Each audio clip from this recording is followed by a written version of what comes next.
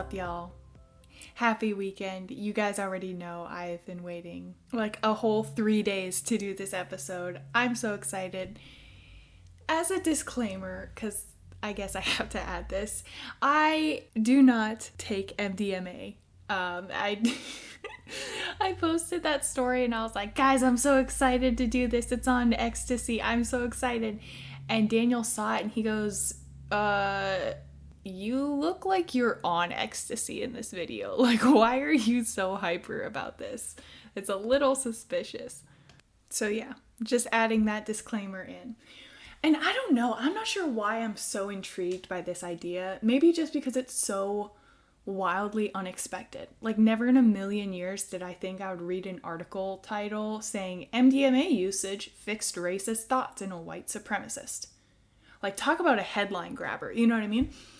And granted, it's not like I'm well versed in heavy drug use, but still, it just seems like such a bizarre pairing. But I had to check this out. I was just, I don't know. It's fascinating. Hopefully you guys love it too. But yeah, it just checks my interest box for systemic racism and essentially a possible cure for harmful thinking patterns, right? Because that's big picture what we're looking at here for the future. But also, I'm a pharmacy tech. So medicine and how it works in the body, it's also super fascinating to me. And normally, medications don't have like qualitative results. Like, they don't change your values and your belief systems. You know what I mean? Like, medications at their core don't make you, let's say, happy. And for all of you that are immediately going like, oh, look at antidepressants. They make you happy. No, they don't, actually. One, anyone that's ever actually taken any antipsychotic, antidepressant, or anti-anxiety meds, like, they know they are not quick fix happy pills. They don't actually make you happy. They kind of just like turn down the volume of your sadness and depressive thoughts and the mental stimulus that's going on in your head. Like, they kind of just dull the anxiety and the sadness. And two, if you take these meds and you do actually feel better, you feel like you're happier, it's actually just the medication kind of indirectly helping your body do what it's supposed to do in the first place. It's not just as simple as you take a pill, it makes you happy. It's more, I guess, scientific, I guess, really is the best way to kind of say it. So sometimes your brain doesn't produce enough serotonin. Sometimes it doesn't produce any serotonin at all. And that's why you feel sad or depressed, whatever. Your body just does not make it, right? And there are meds that can help stimulate more serotonin production. So that way, you know, your body can actually use it. And other times, much more frequently, what we see is your body produces a sufficient amount of serotonin, but your neurotransmitter cells aren't accepting them, basically.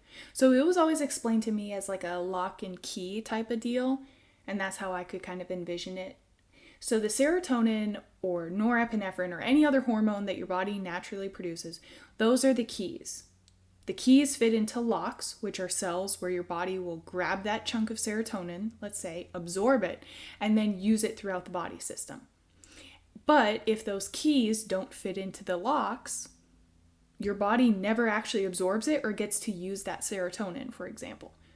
So your brain's producing it just fine. It's floating around in that little synaptic space being useless and wasted. And so other types of meds will help these locks open up, essentially, so that they can receive all of those neurotransmitters and actually use them, subsequently making you feel a little bit happier. And I don't know, I just think the science piece of how medicine works in your body is fascinating. And, you know, sprinkle in a little quote-unquote illegal drug use, and it just makes it more fun, you know? So I think that's why I'm super stoked on this whole MDMA concept. And I say quote-unquote illegal because best example I know is cocaine.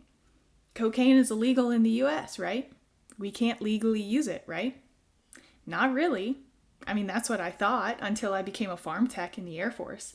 And I was stationed at a large medical facility that had several specialty care clinics. And I get up to the inpatient unit and I'm doing the daily narcotic inventory like I have to, just do. And then lo and behold, what do I see? I see some boxes of cocaine nasal solution in our vault.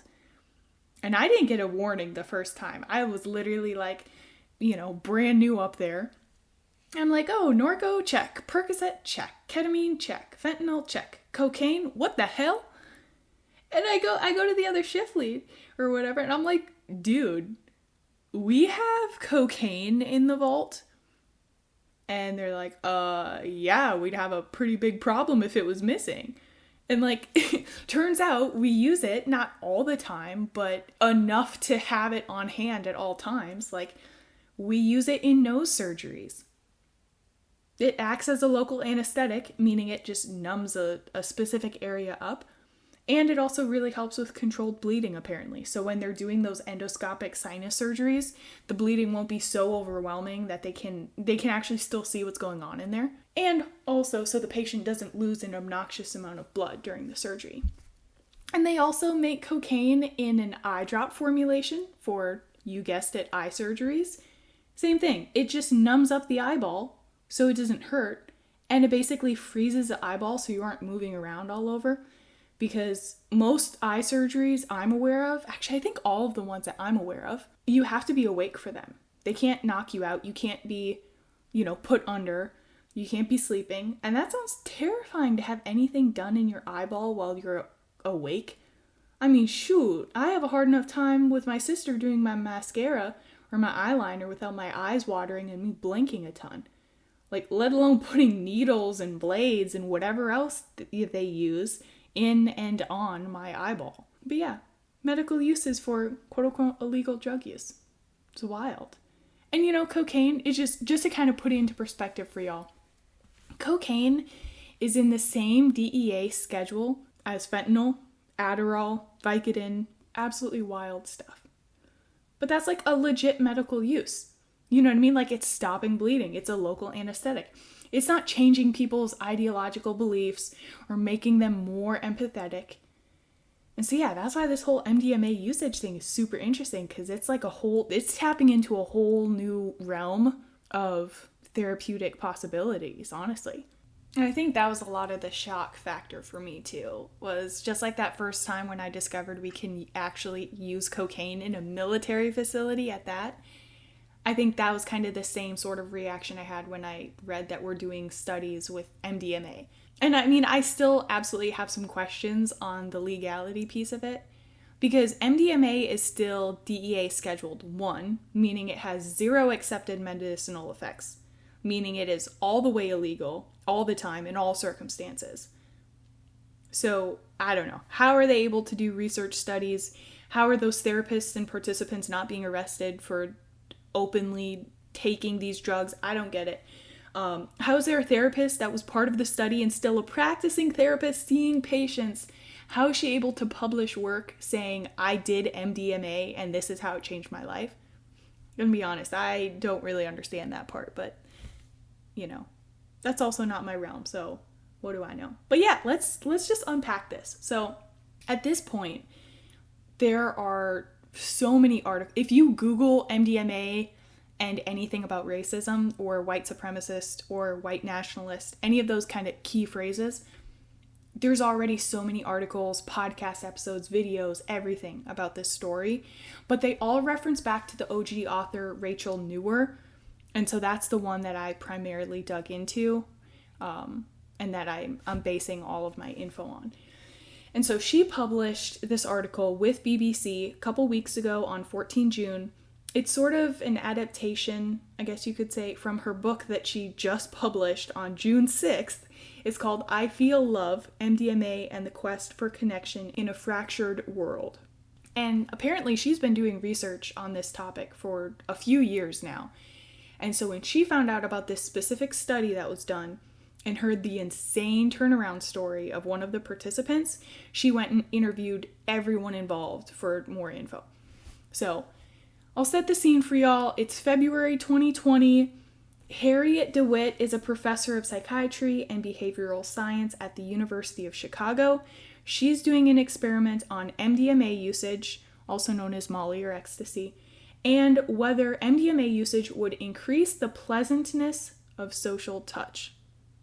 What that last bit means is a little off the wall to me. Of all the reasons for the government or DEA or FDA, whoever approves these trials, especially for illegal substance use, why the pleasantness of social touch would be an important enough topic to research, that would probably be the last one I would ever approve. But again, what do I know? I digress. So it's February 2020, right? After the participants had taken the drugs, after they did their initial research findings, all that stuff, they've got the participants filling out follow-up surveys. And DeWitt's research assistant shows up in her office in an absolute panic. And he was like, "You've got to read this." So this man named Brendan, last name is hidden to protect his identity, he's whatever, So Brendan filled out his standard questionnaire, and at the very bottom of the form, he wrote in bold letters, quote, "This experience has helped me sort out a debilitating personal issue. Google my name. I now know what I need to do," unquote. DeWitt and her assistant were kind of confused, so they Google this guy. Sidebar comment.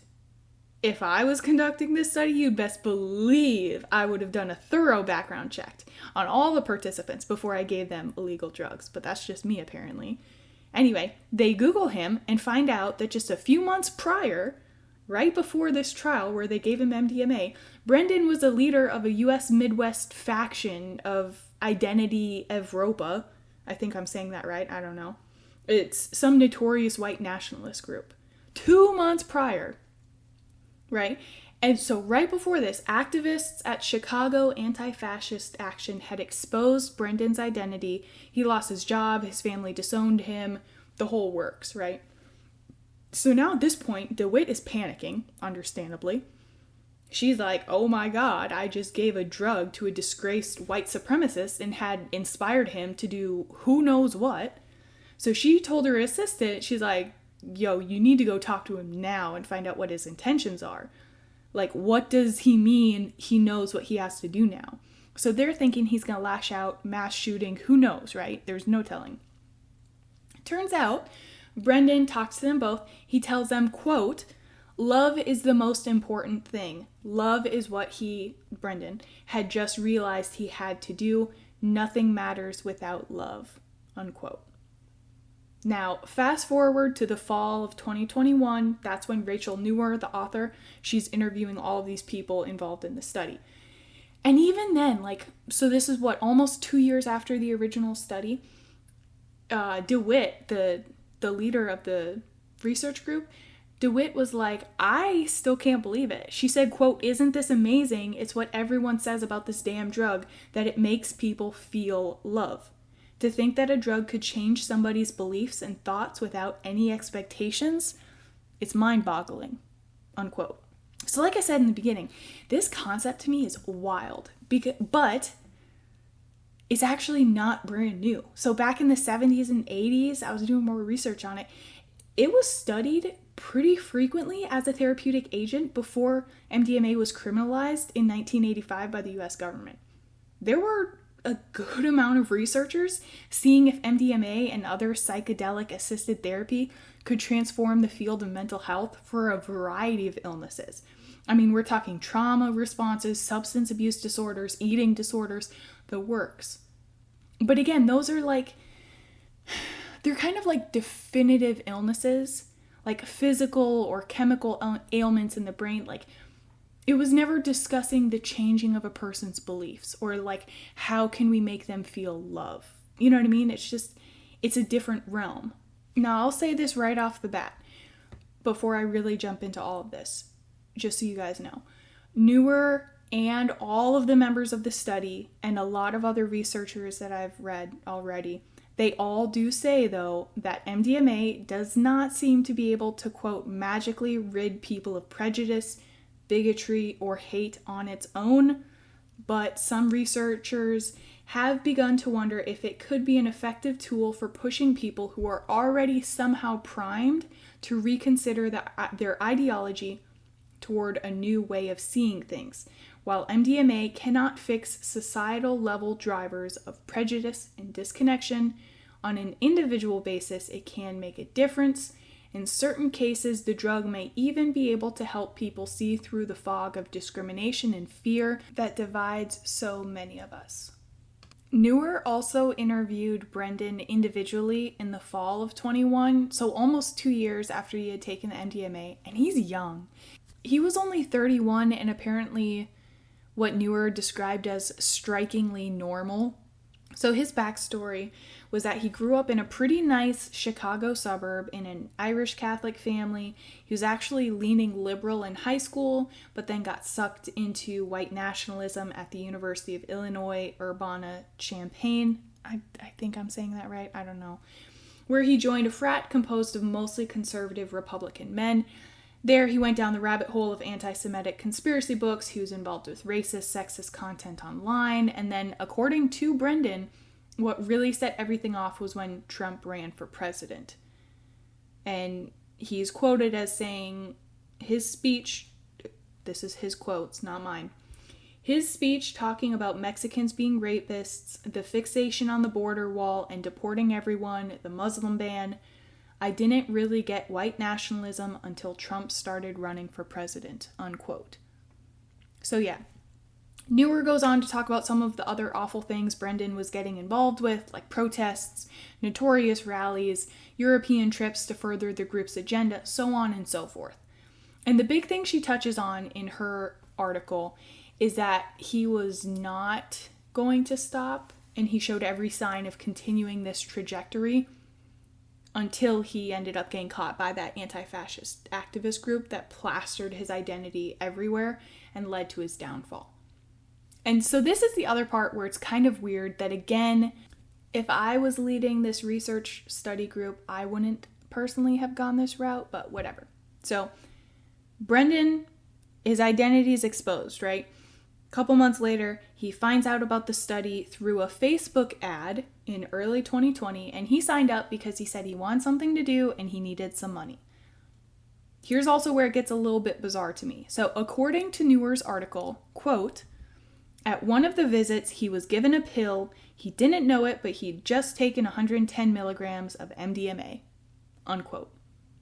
Now, personally, Maggie's take here, again, I'm not sure how this is entirely legal. I get that it's a double-blind trial, meaning neither the participants nor the therapists know if they took MDMA or a placebo with similar effects. Since it's an illegal drug, I feel like they would have had to sign several waivers stating the potential risk for taking this drug and the effects, but I don't know. I'm not a researcher. Also, 110 milligrams seems like a lot. In the other trials back in the 70s and 80s, they were dabbling with 50 milligrams and 75 milligrams of MDMA. And so to jump from that to 110 mgs is kind of huge. Also, in those earlier trials, the participants sounded like they were in a very, very controlled environment to help with the effects and the results of the trip, essentially. So they were in a room, they already had a relationship intentionally built with the therapist so that way they felt comfortable with them. They had headphones, they had classical music playing, they had eye masks, the whole works. And Brendan saying at one of the visits he was given a pill, it doesn't sound super controlled. Like, it sounds like it was almost a surprise that that day would be the day he was taking the medication. Anyway, like I said, I digress. I'm not a researcher, so I really can't speak on it. But Brendan said at the time when he took the MDMA, he was still in the denial stage of his identity going public. He was racked with regret, not over his bigoted views, but over the, quote, missteps that had landed him in this predicament, unquote. So he was just upset he got caught. After 30 minutes, the MDMA kicks in. Apparently, he was like, wait a second, why am I doing this?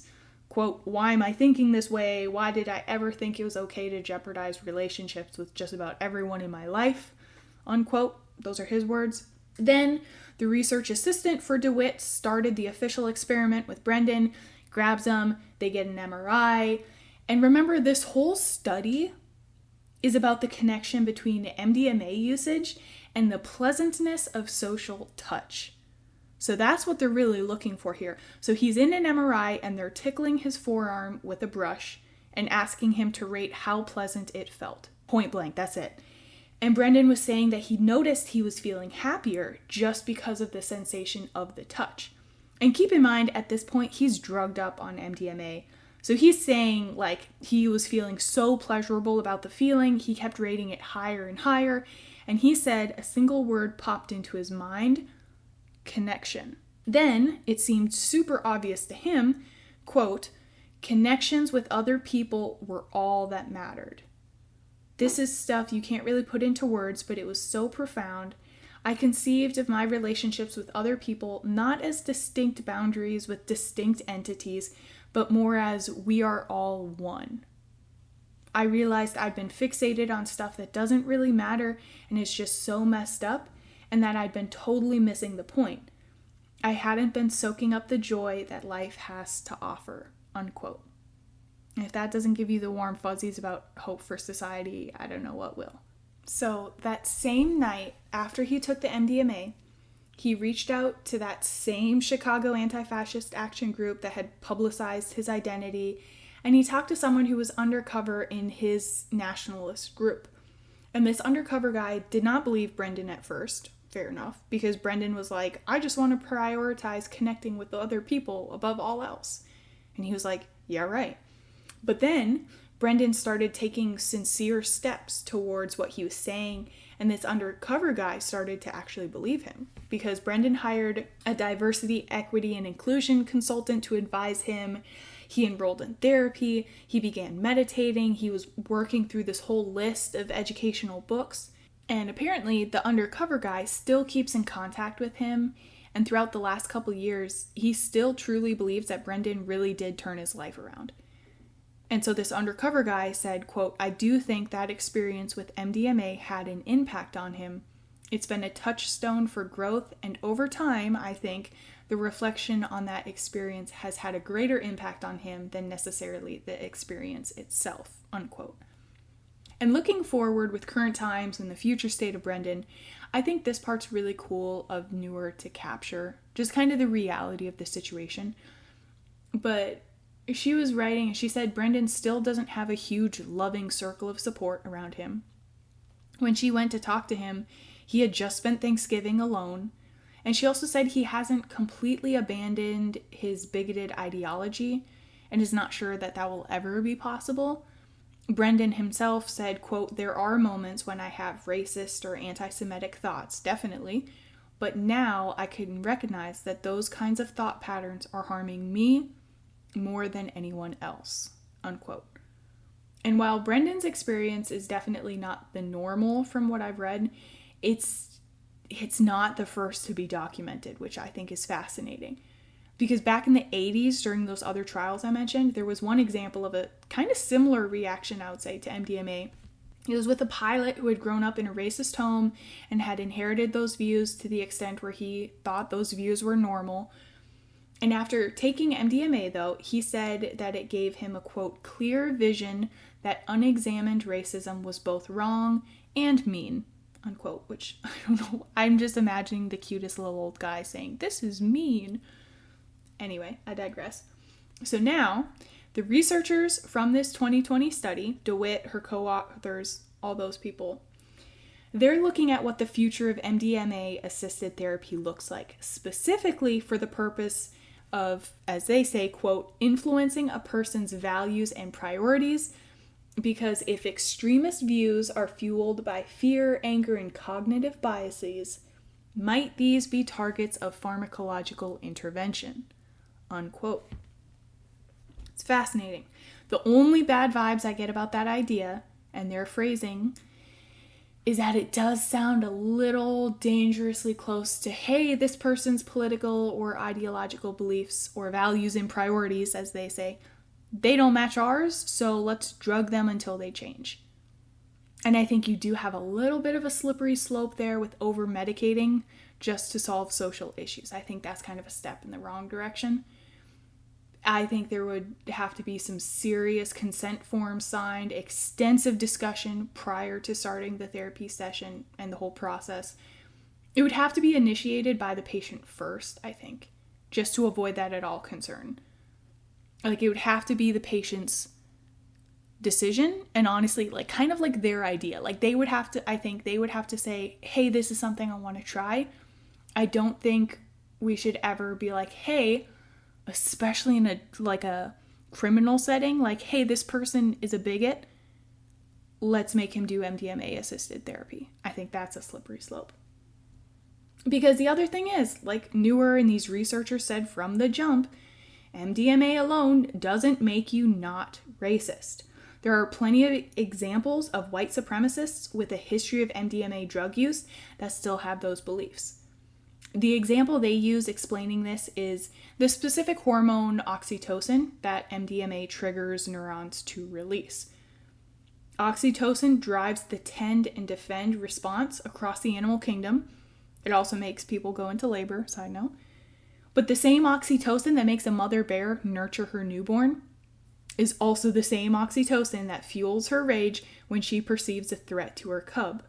So in humans, it can strengthen caregiving tendencies towards people that we naturally like or people that we view as an in-group member, while simultaneously increasing hostility towards people from dislike groups or people that we view as outsiders. And there was a neuroscientist from Johns Hopkins University that just published some research the same week that Newer published her article, actually. And he examined MDMA along with several other psychedelics and how they work therapeutically, they can work to reopen a critical period in the brain, which apparently are finite windows of impressionability that typically occur in childhood when our brains are more malleable and they're primed for learning new things. But these researchers said the same thing. Without the proper setting, they, quote, probably, unquote, don't reopen critical periods, meaning they don't just have a, quote, spontaneous revelatory effect for ridding someone of bigoted beliefs, unquote. Same thing, Newer also interviewed a drug activist based in Kabul for her book, and some members of the Taliban use MDMA to channel a connection to the divine during prayer chants. So all in all, while there are some of these insane positive experiences, it's still not 100%, of course. The best phrasing I found on it was from a case study published in December of 21, and they just said straight up, quote, psychedelics are nonspecific, politically pluripotent amplifiers of whatever is going on in somebody's head, with no particular directional leaning on the axes of conservatism, liberalism, or authoritarianism, egalitarianism, unquote. So yeah, the human capacity for compassion, empathy, altruism, fairness, kindness, whatever. I do think these are core components for human nature. I don't know. Maybe with that proper preparation and setting that some of those researchers are able to achieve, maybe they can tap into that human nature component and, quote, nudge us towards embracing this state of being, like Newer said. But I love it. Her last two paragraphs, I'll read these to y'all. The way she closes out her piece is just, I think it sums it all up. It's excellent. She says, quote, MDMA is not going to end war, bigotry, and polarization any more than it will permanently transform antisocial octopus into social butterflies. But there could be a role for it and other psychedelics to play to help people better see each other as fellow human beings. She goes on to provide a quote from a psychiatrist named Franklin King at Massachusetts General Hospital and Harvard Medical School. He said, quote, I kind of have a fantasy that maybe as we get more reacquainted with psychedelics, there could be group-based experiences that build community resiliency and are intentionally oriented toward breaking down barriers between people, having people see things from other perspectives, and detribalizing our society. But that's probably not going to happen on its own. It would have to be intentional, and if it happens, it would probably take multiple generations, unquote.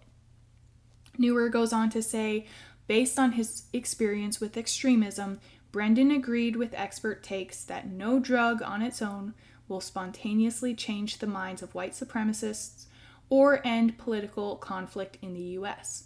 But he does think that with the right framing and mindset, MDMA could be useful for people who are already at least somewhat open to reconsidering their ideologies, just as it was for him. He goes on to say, it helped me see things in a different way that no amount of therapy or anti-racist literature ever would have done, unquote. And that just, it's insane to me. It's so crazy. Super interesting. Who would have thought? Not me. And like I said, this is all brand new to me. So I'm like, oh my God, this is wild. But just the little bit of research that I have done already on this, there are so many studies and research trials done dating back to the 70s on several different types of psychedelics and drugs for a plethora of reasons. Some even listing better PMS symptom management as a positive effect. So if y'all are as interested in this as I am, I definitely recommend checking it out. It's not going away anytime soon, and from what I've read, there are so many more trials in the works too. So I'm sure we will be hearing much more about it. Now, one last thing before I close out this episode. There are a lot of super exciting things in the works for my podcast that will be coming out soon. Once they're finalized, I'll let y'all know. So keep an eye on social media. Hit that subscribe button on Spotify, Amazon Music, Google, Apple, wherever you listen. Thank you for sticking with me this far. I'm almost to my 1 year mark, so I can't believe it. It's crazy already. But yeah, seriously, thank you for all of your support. It means the world to me. If you have any ideas or topics you want to hear about, send them over. I'm always happy to accommodate, and I love researching new stuff, especially things that I would never think of on my own. Like this topic, for example. Somebody posted on Instagram in their story, it was just like, the cover art, and it literally was the article, MDMA and white national supremacist, whatever. And I was like, oh my God. And it spawned this whole rabbit hole of research and this whole episode. And I'm super happy it did. So I'm really, really happy that I happened to click on her story at that time and see that article. So little things like that, send them to me. I'll always love it. If you want to be a part of my podcast in any way, whether that's being on my podcast, or if you have editing tips and tricks, or if you are a little too shy to record maybe, but you just want to collaborate on the content, we can make that work. Even if you think everything I say is bonkers and you just want to counter-argue everything, I'm down for it. So just reach out, let me know. I'll catch y'all next time. Make good choices, be a decent human being. Maybe drugs are the solution, who knows? I'm not condoning drug use, illegal drug use. Let me add that disclaimer in there. Make good choices, first and foremost. Make good choices. Okay, bye!